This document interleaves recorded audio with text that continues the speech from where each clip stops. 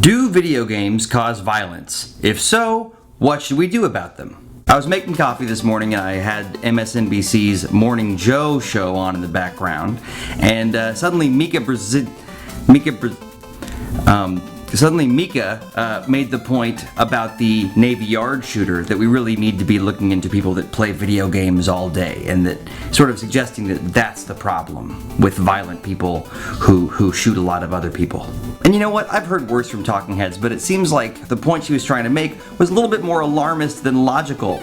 I mean, if you drink nothing but carrot juice all day, you'll die. Really, check it out. But the question still remains, do video games lead to violence, like mass shootings and stuff? And at the time, this morning, even though I'm a gamer and so I'm very quick to defend games, I really wasn't sure. So anyway, enough about Mika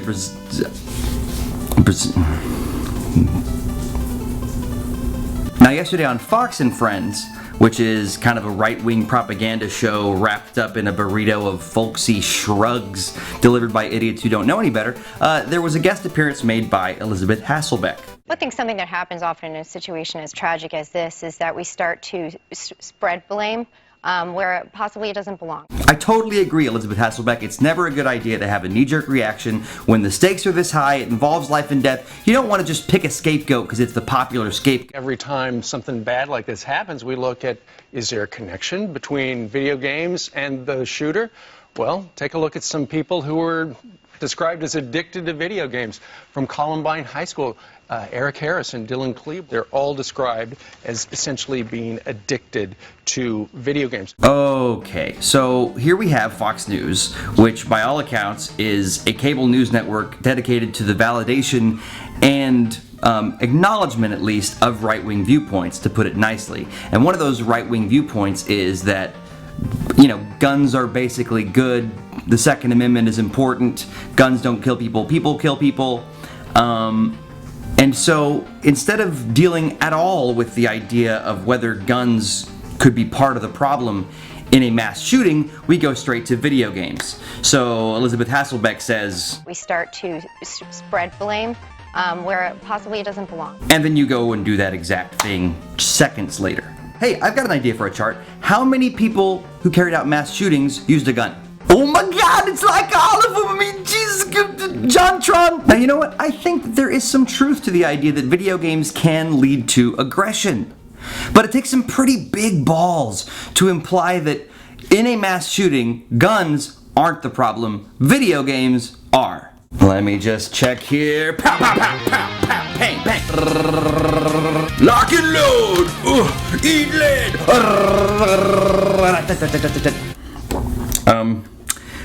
It's not working. Okay, so as any Fox News viewer will tell you, it's easy to shoot fish in a barrel, but let's not spend this whole video with cheap jokes and maybe switch over to expensive facts. First off, throughout the history of modern culture, there's always been some new thing that old people are upset about that they sort of tie in with why young people are suddenly jerks. In the early 1900s, it was dime novels and Captain Billy's Whiz Bang. A dime novel hidden in the corn crib. Is he starting to memorize jokes from Captain Billy's Whiz Bang? Around that time as well, ragtime music was the problem. And ragtime, shameless music that'll grab your son, your daughter, with the arms of a jungle animal instinct, mass hysteria. Then it was comic books. A strain on the young eyes and young nervous systems, the effects of these pulp paper nightmares is that of a violent stimulant. Unless we want a coming generation even more ferocious than the present one, parents and teachers throughout America must band together to break the comic magazine. Then it was TV. Keep your eyes glued to that set until the station signs off. I can assure you that what you will observe is a vast wasteland. Then it was rock and roll. Reasons on rock and roll music and why I preach against it, and I believe with all of my heart that it is a contributing factor to our juvenile delinquency of today. Then it was gangster rap. Names like Tupac Shakur, Flavor Flav, Snoop Doggy Dogg, who disgrace our culture and who have absolutely nothing of redemptive value to offer except the legacy of violence and sexual assault and foul language.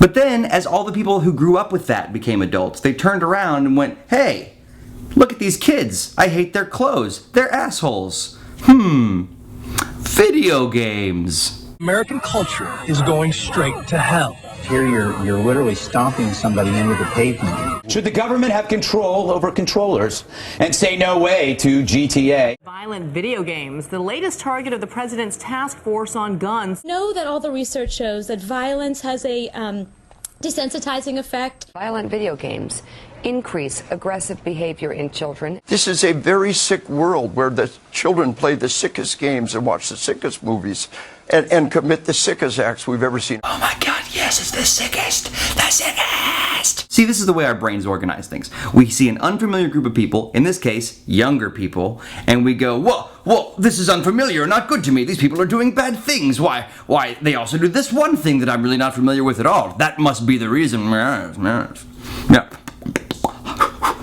But let's look at some studies and statistics. I'm actually less interested in rooting for my team, more interested in getting at the truth. So I'm going to start with the side that I would tend to disagree with.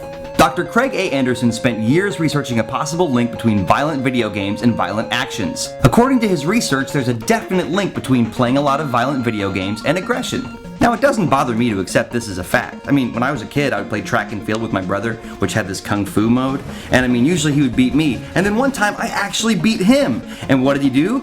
Kick me in the face. And one time I was playing Final Fantasy and I hadn't really saved in like over an hour. And my sister, who I guess just wanted attention, walks casually into the room, presses the reset button. And let me tell you, what followed was definitely an act of aggression. Hair-pulling, arm-biting aggression.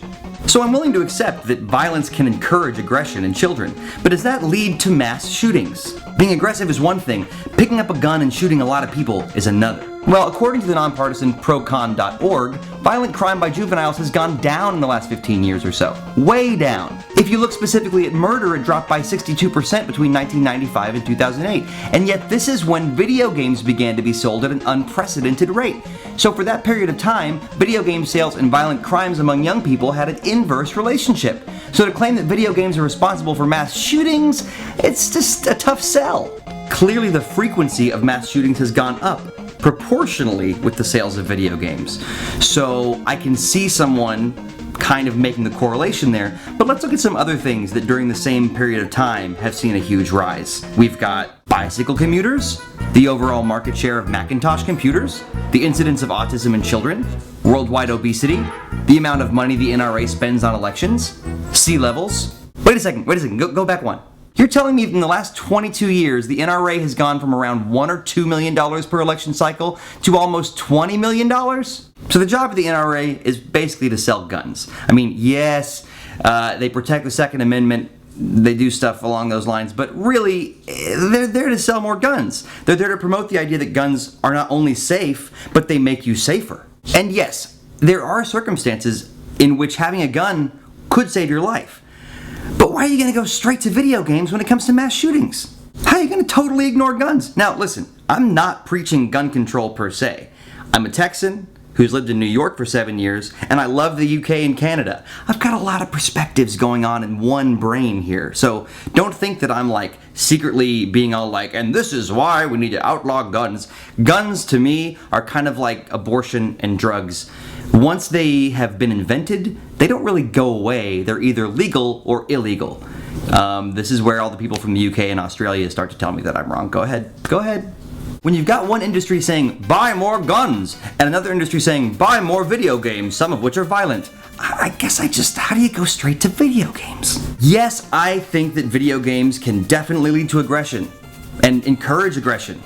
Kind of like TV, movies, books, some kid's uncle telling him stories while he's drunk, somebody's awful imagination, violent radio shows. Shakespeare had quite a bit of violence, okay? Going back, the Bible, pretty violent in parts, I gotta say. I mean, people's imaginations have violence in them. And if you're gonna tell me that no amount of violence and aggression is acceptable in our culture, I'm gonna just show you this. Top of the screen, unblocked. Pow! The first thing to hit was the back of his head. So beyond that, can video games encourage someone to commit gun violence? It's kind of like alcohol. Can alcohol encourage you to do stupid shit?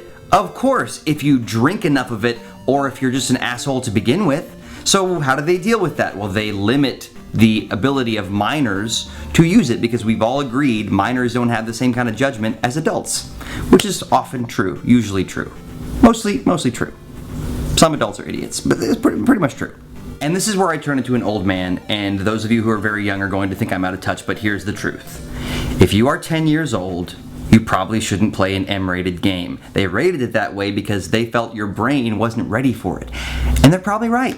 When I have a kid one day, that kid is not going to play Grand Theft Auto when he's 10. Or she's 10. I mean, I don't think they should be learning to drive and crash stolen cars in a video game until they've learned to drive and crash stolen cars. You get the point I'm getting at. Kids' minds adapt to whatever they're exposed to. That's how we've survived as a species. But I don't know if kids need to be adapting and desensitizing to this kind of violence before they understand the implications of it. So in conclusion, I think I'm right back to where I started. If you drink too much carrot juice, you'll die. If you drink too much water, you'll go into a coma. And if you do nothing but play violent video games, especially at a young age, day in and day out, it's going to have a negative effect on your brain. That's just the truth. While some people are likely to be more dangerous, that could happen in any era, with any kind of stimulus, even if it's just your own imagination and your own violent thoughts. So I'm not ready to accept that video games have any kind of single-handed effect on this stuff. So seriously, here's what I'm going to end with, especially if you are a young viewer. Yes, I know I'm the video game guy, but maybe think about reading a book if you haven't lately. Maybe go watch a classic movie, listen to a podcast and take a walk. Hang out with your friends in real life and just talk. Play a board game. If you have a significant other, make out with them. I'm just saying, if you don't have a life, get a life. Maybe then you'll value life more and not just go shoot people. By the way, key point here, don't just go shoot people.